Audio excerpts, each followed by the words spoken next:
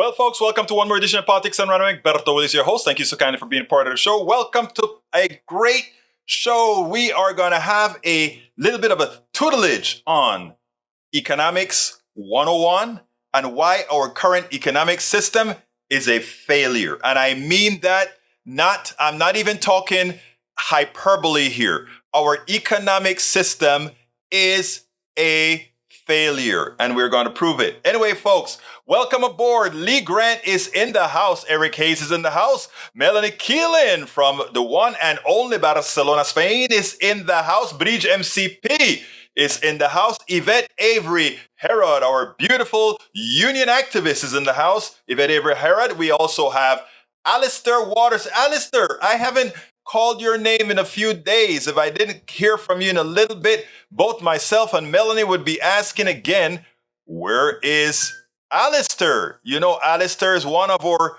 great ones around here. Come on, Alistair, where have you been? I hope all is well, actually. You know, I'm just having a little bit of fun, but thank you so kindly for showing here. Paul Fleming is in the house. How are you doing, brother Paul? I trust that all is going fine with you.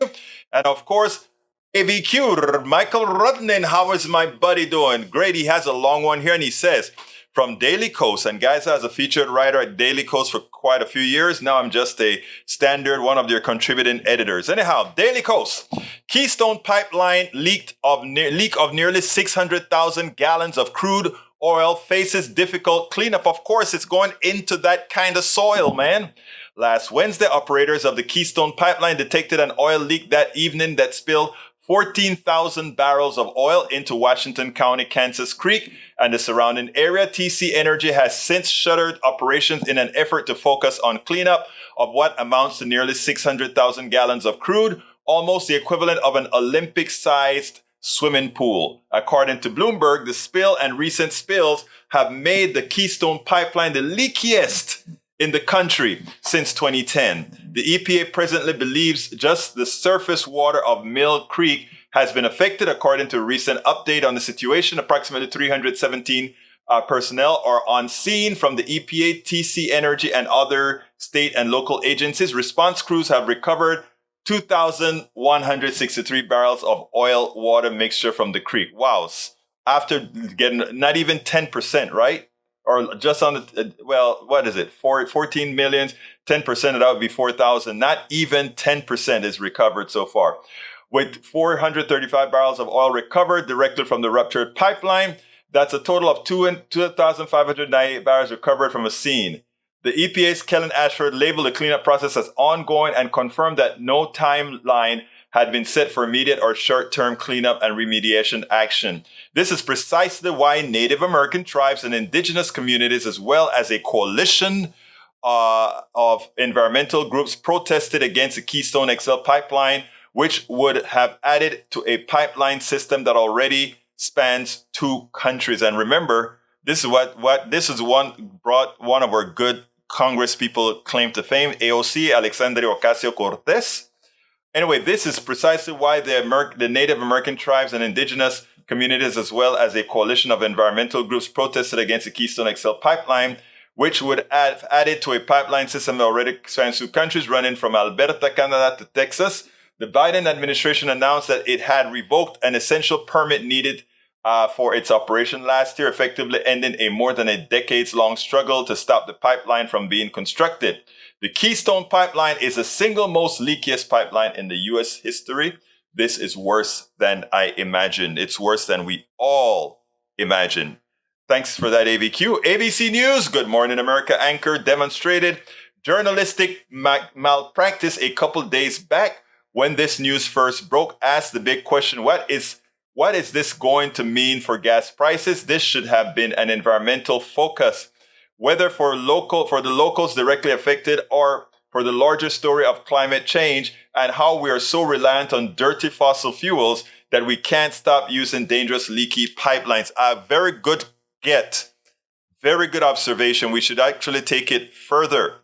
It's malpractice because gasoline should not be allowed to be raised because of a failure of a pipeline, because they knew that the thinness of the walls. I mean, there is so much that goes on here, that these people are derelict in their duty. Like I said, most of the problems that we have in society today are created by the corporatocracy, and then they ask us to fix it. They don't want regulations, but when these failures occur, we pay the price in higher gas, we pay the price in inflation, we pay the price in all these features. We should start again to recalibrate our minds in such a manner. And we'll see a lot about this as we go on with the show. Bridge MCP says, hey, all having a huge snowstorm, maybe 15 plus inches, all prepared. I have no doubt that you are prepared. You're living in the country now of New York. My dear Bridge, I know you have all your wood cut, sheltered from the snow, all that good stuff. I know you're there. Michael Runner says, winter rain here in Brooklyn, not a good idea to go out in this weather. We are having beautiful weather in Texas for a change. Temperature not too bad. Still kind of cool for me, but what can I say? Eric Hayes says, sustainability products via fossil companies, etc. See it can happen. Oh my God. Tell us a little bit more than just a very long link. Let's see. Can go where Michael Rudnan ER services are active. Yeah.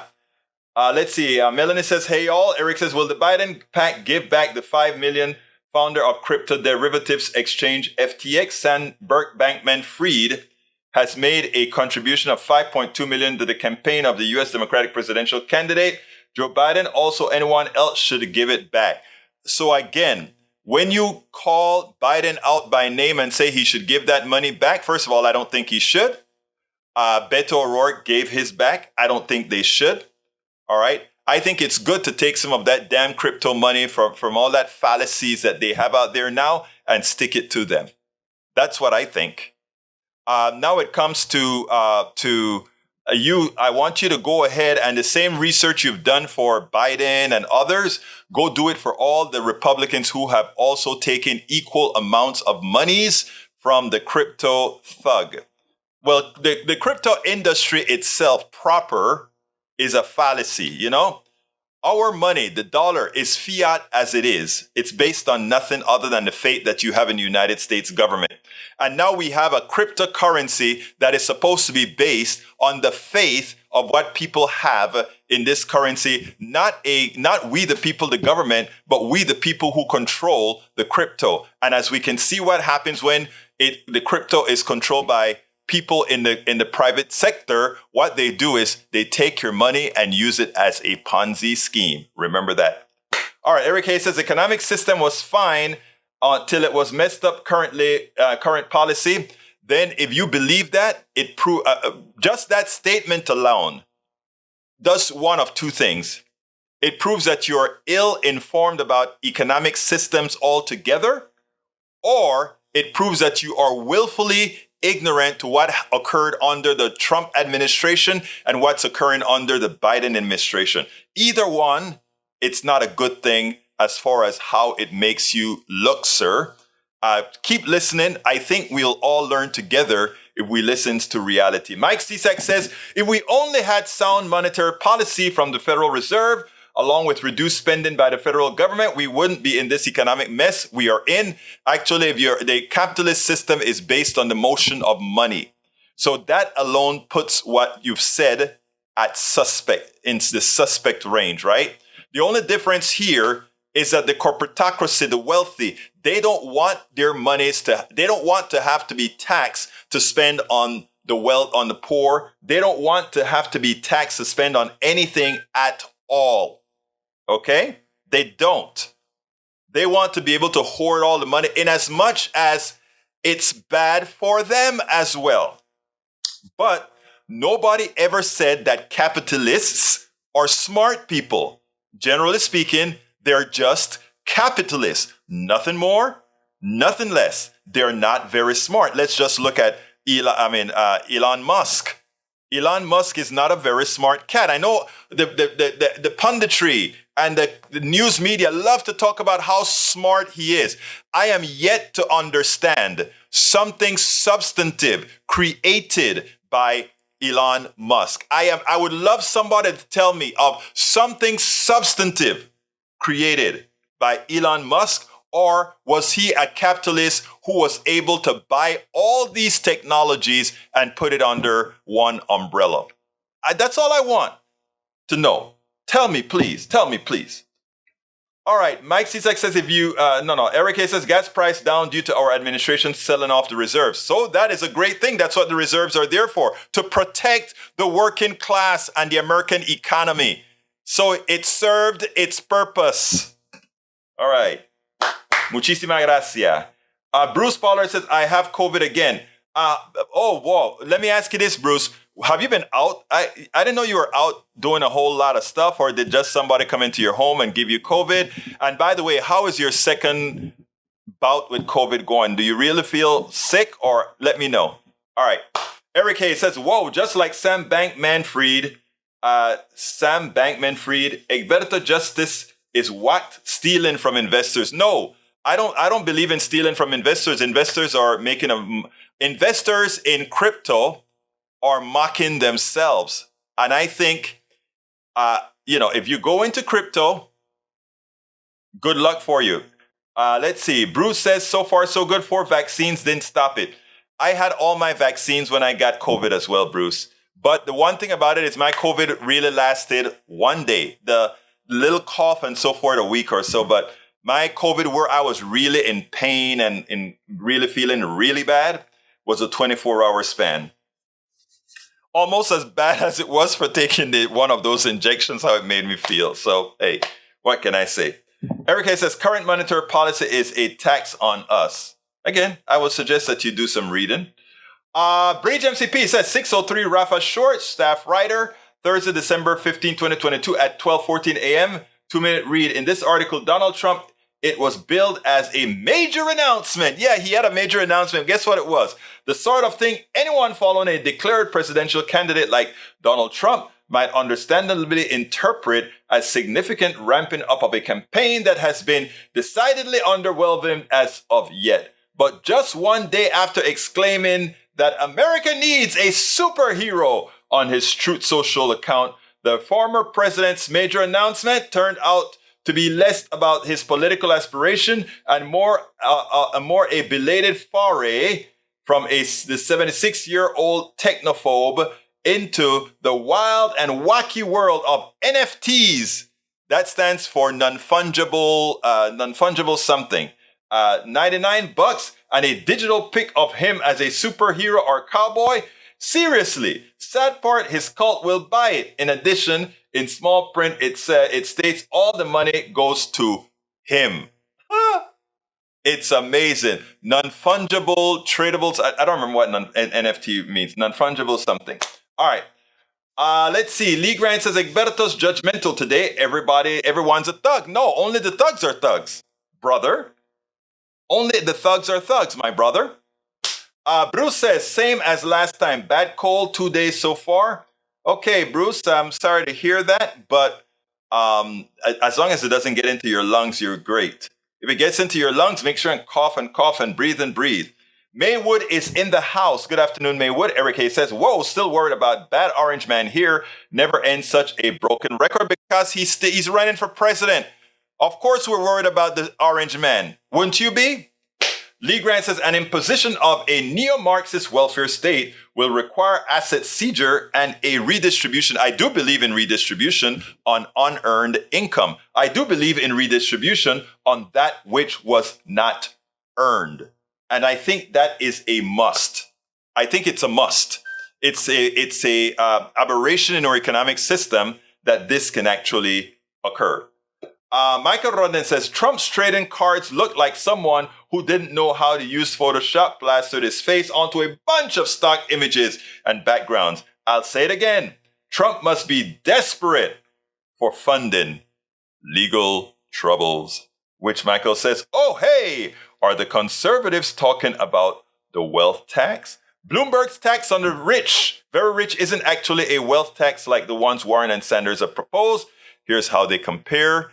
That is the article that brother Rudnan is suggesting that we read. So I'll put it on the screen and I'll read part of it because it probably falls into some of what we're going to talk about. It says, Top lines.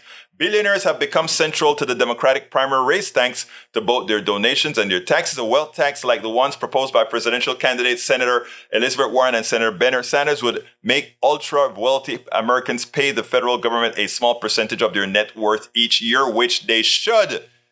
And I don't think it should be all that of a small percentage since it's unearned.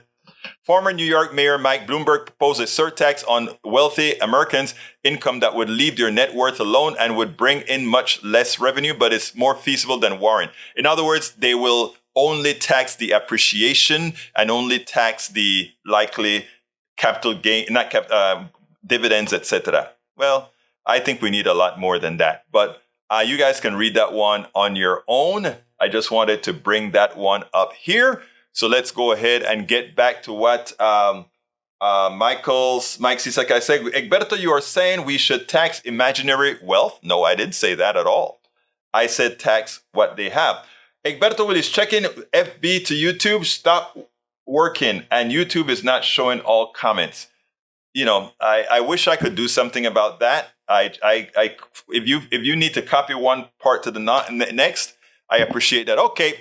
Of course, I forgot to cue what we are talking about today.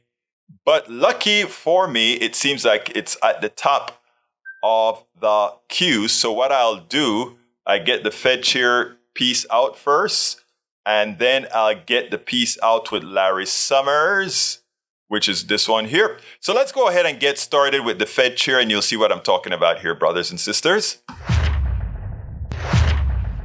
You hear me talk all of the time stating a fact that this economic system is a failure. Now, we know that the economic system is doing quite well. We also know that people can find whatever they want to buy right now, however, at inflated prices. And why are the prices inflated? Of course, people have a few bucks in their pocket, so they can pay the inflated prices. But, you know, inflation is a bad thing in the long run, and people are trying to get rid of inflation. Well, I want you to listen to Powell here, because this is going to show you specifically that the design of this economic system is predicated on the masses, the working class, paying the brunt of any of its failures, while constantly, when we are in good times, the wealthy takes from us. When we're in bad times, the wealthy still profits from us. As we try to reduce prices of products, our prices continue to go up in the form of other services to the economy. Check this out, and then we'll take it on the other side. What we're doing now is, it's raising interest rates for people. And so people are paying higher rates on mortgages and that kind of thing. There will be some softening in labor market conditions. And I wish there were a completely painless way to restore price stability. There isn't. And this is the best we can do. I do think, though, that and markets are pretty confident, it seems to me, that we will get inflation under control. And I believe we will. We're certainly highly committed to do that. So here's what Powell is saying. Powell is saying, in order for us to force the corporate sector to reduce prices, what we must do is have the working class not pay for these inflated services, but pay someone else. In other words, no matter what, you're either going to pay and get a product at inflated dollars, or you're going to pay to somebody else that extra interest rate that's going to take that money that you would have otherwise used to buy something for you. You're going to give it away for free. It's called inflated interest rates. So that is what it says. And then he says, and it will also soften the employment market. And what he's talking about is wages are going up because, again, people have a bit more power in saying, I want that job, or whatever. So now we increase the prices because finally the public sector, or rather the private sector, has to compete a bit for good workers. So they have to pay somewhat more. Now, here's a kicker. The rates for employment are going up at 5.1% or so, while the rate of inflation had reached at 8%, which means that even the increase in wages, the increase in prices superseded the increase in wages. Why? Because those people who control prices were able to price you more than what their increased costs were, even as their increased costs were caused by the negligence and greed of their sector, the corporate sector. This is a failed economy. It is based on a premise that only the working class pays. The people who caused us the problems, the people who created the problems, never ever pays. And they have us believing that this is the only solution. Increase the interest rates. That's the only way we can get prices down. I would tell you that there's a much better way. One, that it's not we, the people who are paying the prices for the failures of the corporatocracy, but that they pay the failure that they've created in our economy. We spend absolutely so. So again, it is important for us to understand that, because what we've learned to do, what we have learned in this country, is to lie to ourselves, right? We lie to ourselves because they've taught us how to do it. They put out an economic theory. They make it seem like that economic theory is what we must follow, and it's the only way. Any other attempt by any other country, any other attempt to establish one that is worker-centric, meaning you have folks like collectives, etc. I just went and brought up my my YouTube on this screen other than on this computer to see if I can see some of the comments. And it seems like not all the YouTube comments are in fact going over. But again, here is the kicker. Here is the kicker. I am not seeing, what I'm not seeing is I'm not seeing the YouTube messages now. It started out showing in the beginning, but now they have stopped showing. So I kind of put the screen up here as well, so that I can see them. So the idea is as follows, folks. They have indoctrinated us from our inception that somehow this is the only way things can be done. This is the only way an economic system can work. This is the only way that you have to, if the plutocracy, irrespective of reason, if the plutocracy decides that they want to raise prices because they can, the government, we the people, are not going to force them to drop their prices or force an excess tax on them, a windfall tax on them for what they're doing. We're not going to do that. We're going to let the people pay. So instead of buying an extra stick of butter, extra bread, an extra tent, extra something, the government allows them to just take our money. They just call interest. My loan went from costing, I think, $300 or so a month to now about $500 a month, just from these interest rates rise. An extra $200 bill. Because the plutocracy raised interest rates and took more money from me in gas. I'm talking about me now as a personal experience, and all of you have your personal experiences, right? So they took higher prices in gas, eggs, bread, everything, right?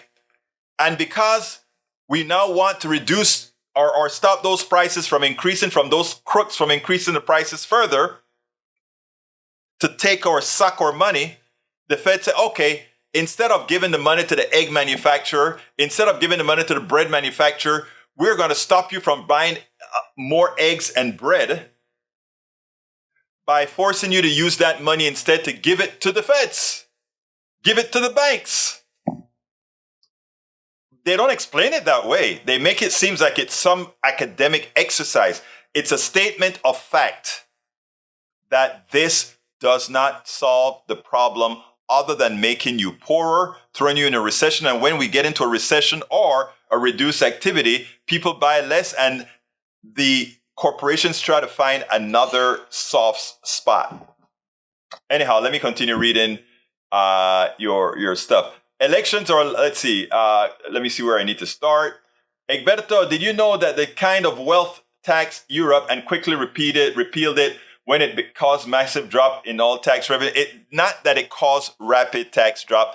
They couldn't take it. They paid. It's not a tax drop. It's people started to move money into more tax havens, tax advantageous places. But you see, you can't put a law like that out there without having a repercussion from moving your money elsewhere. It has to be a concerted effort by governments. We are not going to allow the wealthy to pilfer our people. So therefore, America, France, Europe, all these guys, they have got to, in a collective manner, say, we will not allow this. And you try to move your money, you can't. But the problem is they're all in on the fraud, the economic fraud. They are all in on the fraud. Again, this is just economics 101, folks. This is not rocket science. Rocket science is a lot more difficult than what capitalists do. Capitalists don't really know much. Remember that. All right, let's see what else we got. Wow, let's see. I want to get back to League Rant. Hey, y'all been seeing the soccer rats in Europe? Morocco versus the world. Diversity is not their strength. I am not sure what you're talking about because Moroccans come of every stripe, including all your soccer players and your soccer lovers.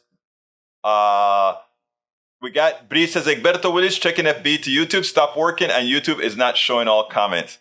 Again, they simply have problems with that. Sometimes I report it, but that's all I can do. All right, Maxi says, Egberto, did you know they tried that kind of wealth in Europe? Yes, I know. And again, the rich people won because they had support, including support from people like you, Mike Cisak.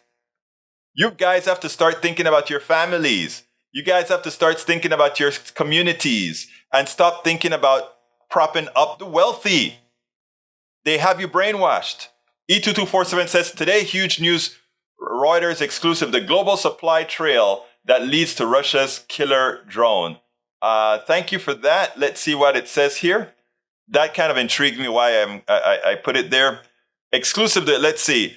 The hundreds of Russian drones hovering ominously over the Ukrainian battlefield owe their existence to an elastic sanction evading supply chain that often runs through a shabby office above a Hong Kong marketplace and sometimes through a yellow stucco home in suburban Florida. The Sea Eagle Orlan 10 UAV is a deceptive, relatively low-tech and cheap killer that has directed many of the 20,000 artillery shells that Russia has fired daily on Ukrainian positions in 2022, killing up to 100 soldiers per day, according to Ukrainian commanders. Sad. But yeah, sometimes the cheap technology is the most effective technology because, again, if it breaks down, you just throw it away and do something else. All right.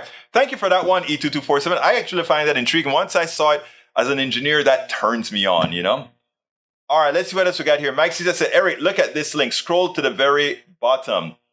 Petroleum, gasoline, PHP. I am going to actually pull that up because I'll be interested to see what turned you on when I scroll to the yay bottom. Okay, I'm at the yay bottom and I see that big drop off in 2021, then 2022. I don't know what you're trying to say, but the demand, gasoline demand, million barrels per day. Oh, yeah. I'm not sure what you're trying to show there, but 4-week average, but seems about right to me, Anyhow, let's continue reading. We have Ukraine has claimed to capture several UAVs of this type since 2014. We have Bruce says elections are like Christmas. The commercial part starts way too soon. I know. Eric Hayes says all this is policy and on purpose. I don't know what you're talking about, but Keystone Pipeline break spill diluted bitumen complicated cleanup. Diluted bitumen. I don't know what bitumen is used for. Enlighten me. I need some learning there.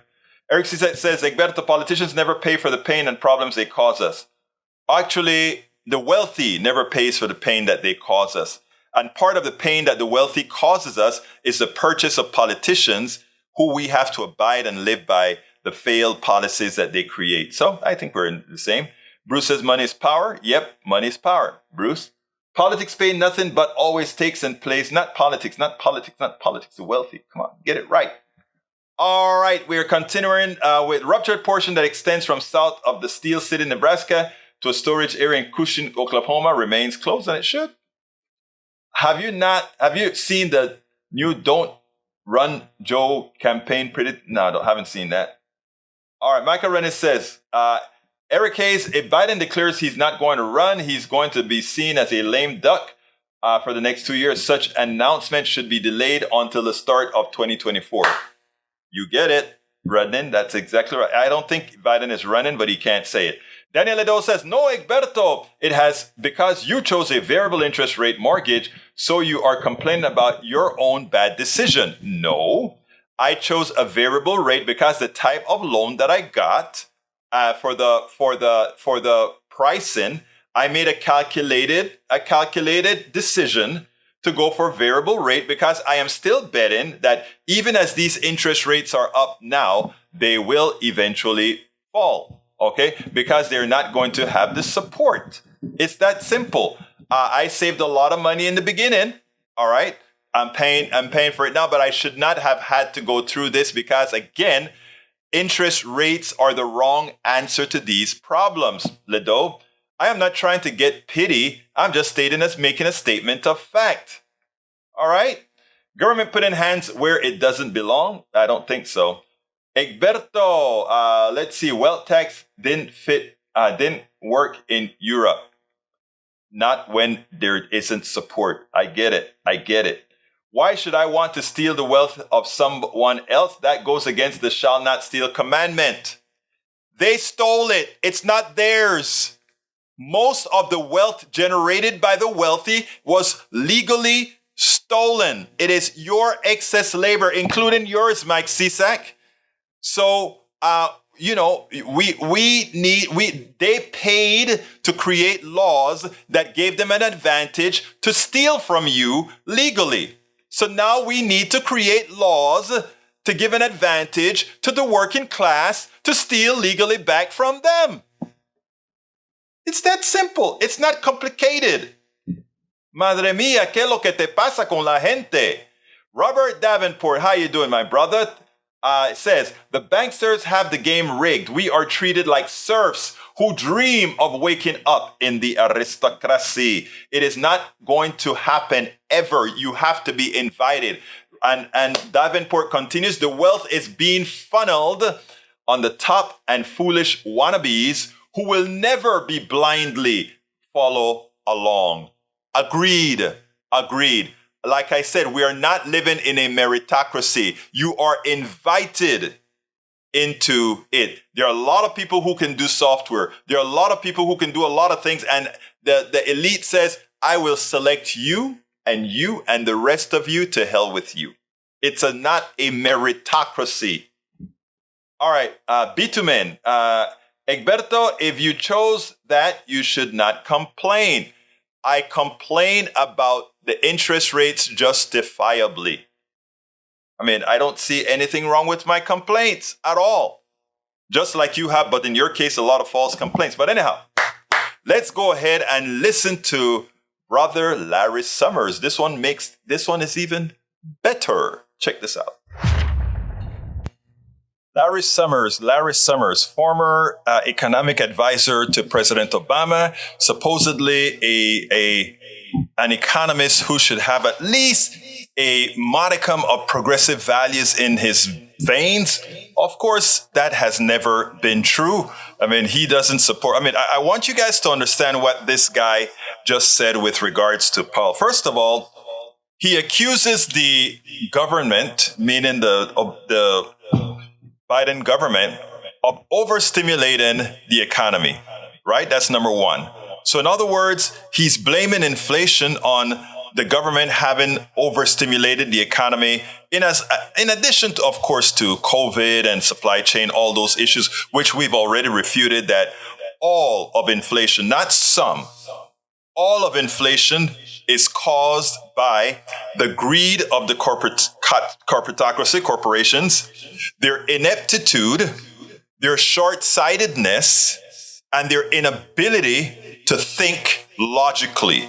That is the reasons for our inflation. Again, remember, just-in-time inventory means that if there's a hurricane, if there's a pandemic, if there is a political unrest in a country where we're manufacturing, that would create issues. And therefore, in America, we should keep enough stockpiles to mitigate for a few months of that occurrence. Secondly, the fact that we are offshoring so much of our products lends itself that we should, in fact, over here have much larger inventories to mitigate for those eventualities, given that we don't even want to talk about climate change, etc., which means we're going to have more shipping lanes disruptions in the future. Again, short-sightedness, ineptitude, inability to think scientifically, that is on the hands of a business class that knows nothing about anything, but simply knows about moving money in such a manner that they can make a profit. Now we have Larry Summers that is trying to say, we are going to have to take money out of the economy. We're going to have to create a recession. In other words, we are going to have to zoom unemployment very high in order to control this inflation. I want you to listen to this, and then we'll take it on the other side. The inflation rate has slowed in the past month, but the Federal Reserve is concerned enough about it still being too high that Wednesday they announced the 7th interest rate hike this year, but only a half point this time, smaller increase than previously. But they are signaling there are more rate increases to come, raising fears that they could tip the economy into a recession. It will take substantially more evidence to give confidence that inflation is on a sustained downward path. I don't think anyone knows whether we're going to have a recession or not. And if we do, whether it's going to be a deep one or not. It's not knowable. Joining me now is Larry Summers. You had warned, we know early last year, you'd been warning about the fact that inflation, once it hits, is really hard to deal with. How long will it take to bring it down? Do you think they can bring it down, let's say by 2024 with these rate increases? I think the market is expecting, and I think the market is probably right, that inflation will come down from its current levels. There's still a question whether it will stay down and how much we have to do to make sure that it stays down is, I think, still a question. And whether it can be brought down to stay down without a recession is a very large question. My guess is that the Fed will, in the end, have to suffer through a recession if we're going to bring inflation down. Perhaps that was inevitable. Probably that was inevitable given all the stimulus that was provided to the economy in 2021, given that the Fed was late, and very importantly, given all the supply shocks that the economy suffered. But whereas I thought the Fed was very much in the wrong place a year ago, way behind the curve in terms of responding to inflation, I think in very difficult circumstances, they're in the range of having done the right things and pointing towards doing the right things. I think the chairman was right in the film clip he showed that no one can know what's going to happen going forward.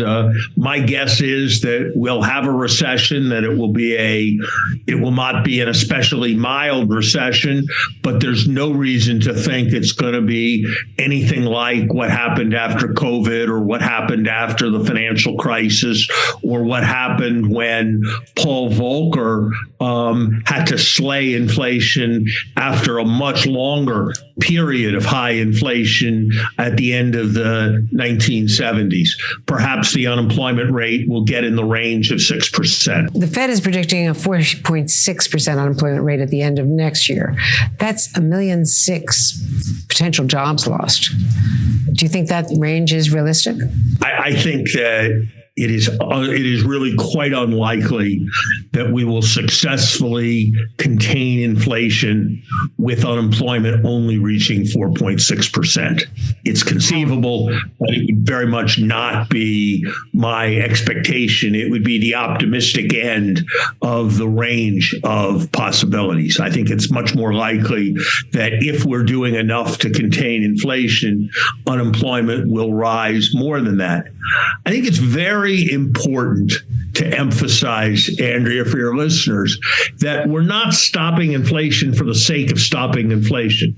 Right. We're stopping inflation for the sake of higher incomes for people in terms of purchasing power, and we're stopping inflation for the sake of avoiding worse recessions and worse economic instability down the road.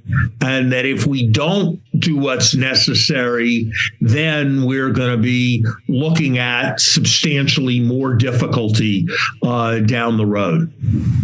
Now, the Fed basically has that one big hammer. It's not a very sensitive tool. Are there other ways to combat inflation other than what the Fed is doing with interest rates? Look, I think the main determinant is what the Fed does. The administration did something right and important with its aggressive use of the strategic petroleum reserves. I think measures that make it easier to produce energy are desirable in holding prices down. I would like to see tariff reductions that I believe could contribute as much as 2% to reducing inflation.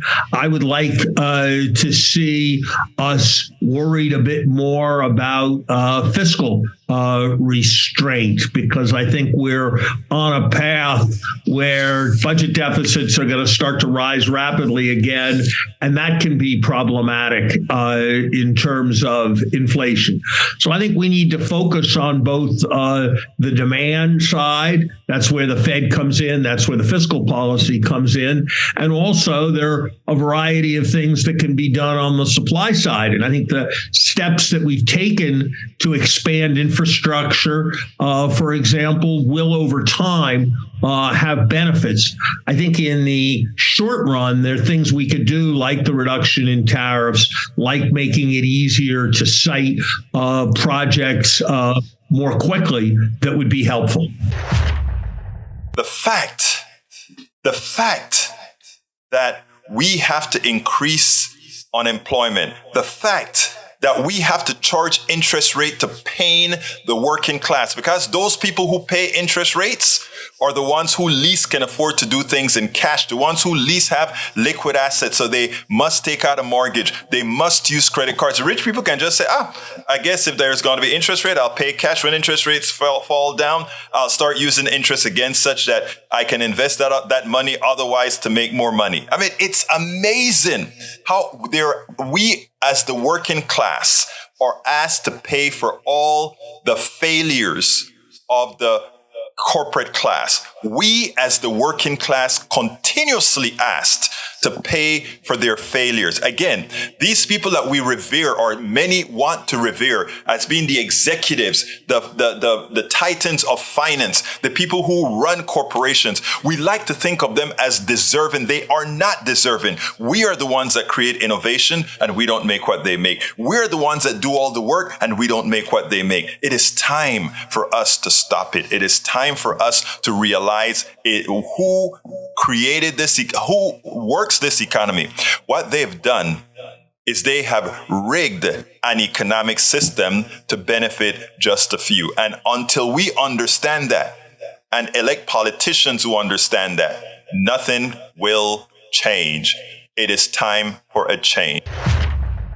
It is absolutely time for a change, folks. Anyhow, Mike Cizek says, no, that's not Mike Cizek. That is E2247 says, these are the 34 congressional Republicans who correspond via text messages with Donald Trump's chief of staff, Mark Meadows, about plans to overturn the 2020 election. Mark Meadows exchanged with text with 34 of those people, and he gave us a link. Thank you for that at Talking Point Memo. Robert Davenport says the banksters have the game rigged.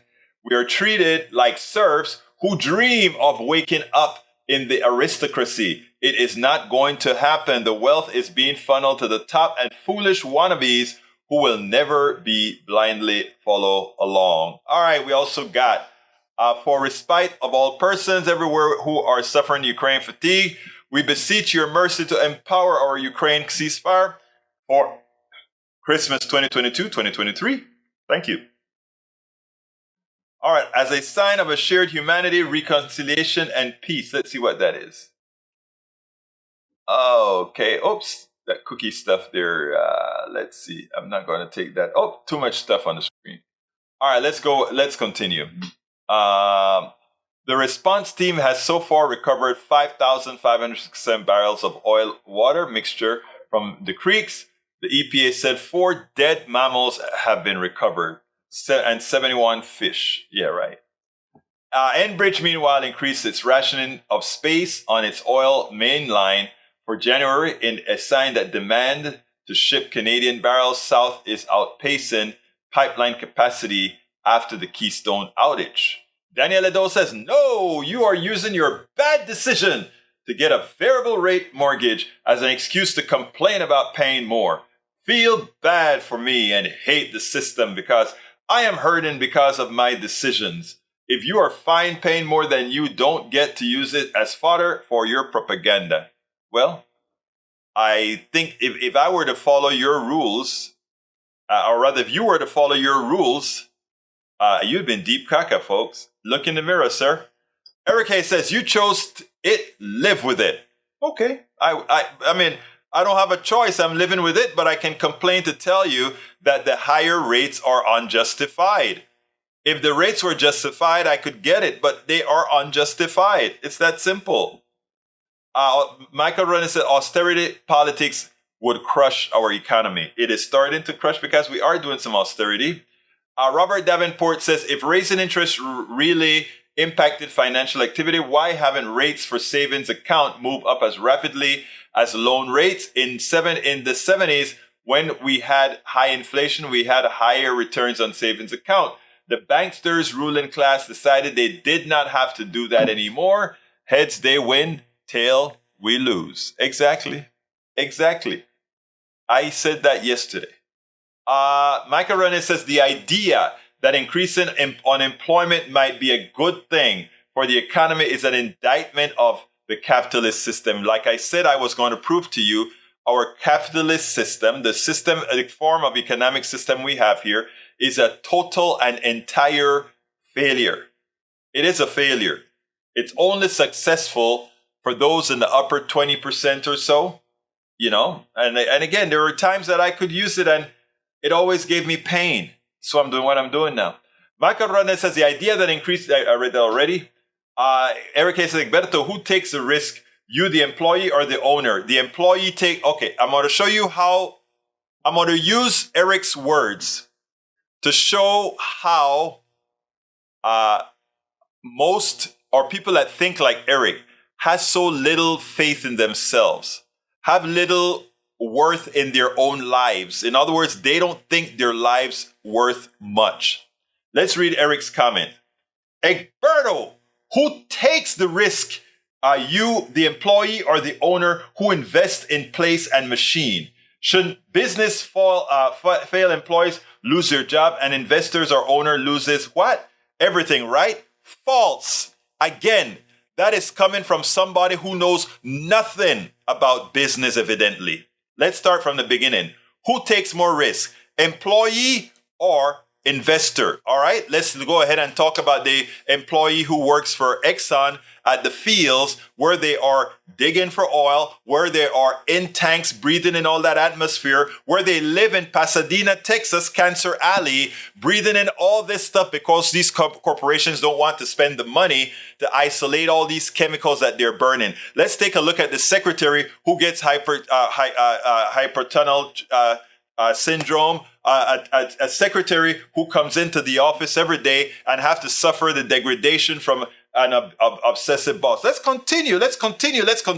What about those guys who goes ahead in the fields and work in the sun all day to pick the crop while the guy stays in his skyscraper in his ultraviolet refracting windows to prevent him from getting any kind of skin cancer, etc. As he is in his building, his farmers are out there farming. What about Mike Cisak? Mike Cisak used to have a farm. I think he still has a farm or a range. While he's out there tilling the soil, etc., he has to sell to some plutocrat who is ripping him off. And he still loves the plutocrat. He still loves the plutocrat. So no, Eric, you think so little about yourself.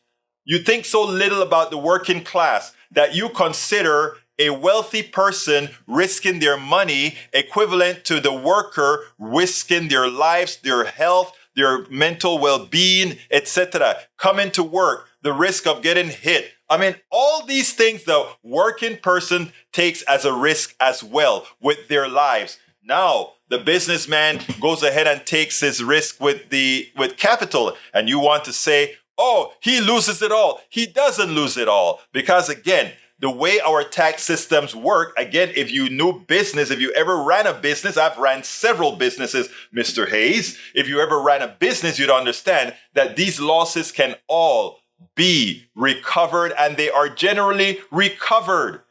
This system was made for business. I'm going to have David come and talk about exactly why our Constitution is a capital document and not a human rights document. And it has infiltrated into the psyche of most, like our brother Eric, who thinks so little about himself, who thinks so little about the working class, that he thinks the wealthy person risks so much and the worker risks nothing.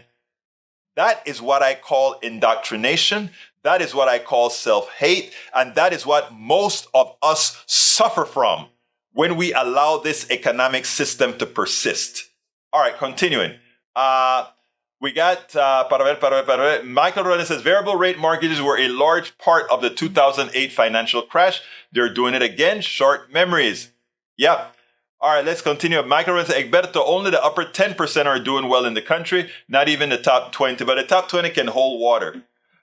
Eric Hayes says, no, Egberto, I lose a job, I get new job, punto finale. No, you lose a job, you hope that you get the opportunity to get another job. And it's not guaranteed. So let's get it straight here. The only thing that's guaranteed is if we had a right to work. And what I mean a right to work, also that if we couldn't get a job, that our collective actually funded us as we search for jobs. But we don't have that, of course. Continuing, Daniel Edo says, Egberto, what about hypothetical, straw man, hypothetical, LOL, and you want to be taken seriously? I don't want to be taken serious. I am taken seriously. If you get some of the emails that I get from some of these politicians, you'll understand how seriously I'm taken. All right, continuing, Eric Hayes says, Egberto, don't know everything. Sorry, you don't, my friend. And your said businesses, are they doing anything for you now?